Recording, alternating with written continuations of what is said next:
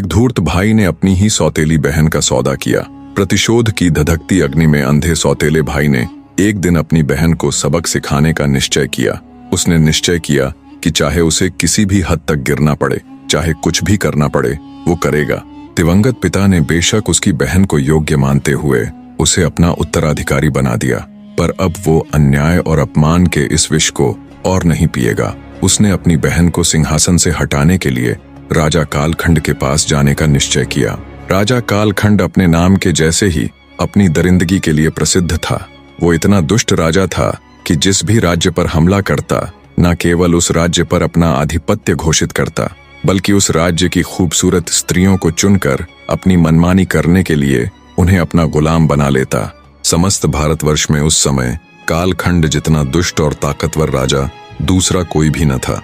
युद्ध करना तो दूर की बात, अन्य राजा उसका नाम सुनते ही मारे भय के कांपने लग जाते थे।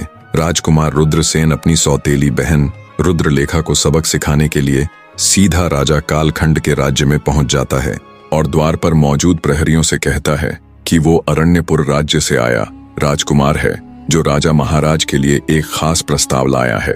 प्रहरियों ने जब अपने राजा को इस बारे में सूचित किया तो उन्होंने तुरंत राजकुमार को उसके सामने पेश करने का हुक्म दिया। प्रहरियों के कहने पर राजकुमार रुद्रसेन राजा कालखंड की राजसभा में जाता है और उन्हें हाथ जोड़कर प्रणाम करता है।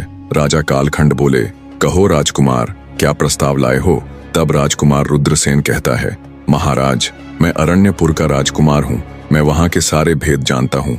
मेरे पिता ने मेरे साथ धोखा करके मेरी सौतेली बहन को राजगद्दी पर बैठा दिया। अगर आपने मेरा साथ दिया और मेरी सौतेली बहन को रास्ते से हटाने में मेरी मदद की तो मैं आपको जितना धन आप चाहोगे उतना अदा करूंगा।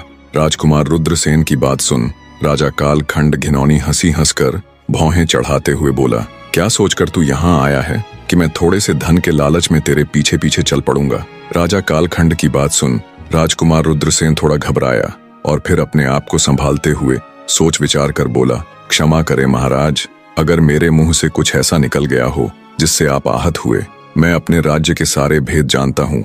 मैं आपकी अरण्यपुर राज्य को जीतने में मदद करूंगा और सदैव आपके अधीन रहकर शासन करते हुए आपके मनचाहे मूल्य का वार्षिक कर अदा करूंगा।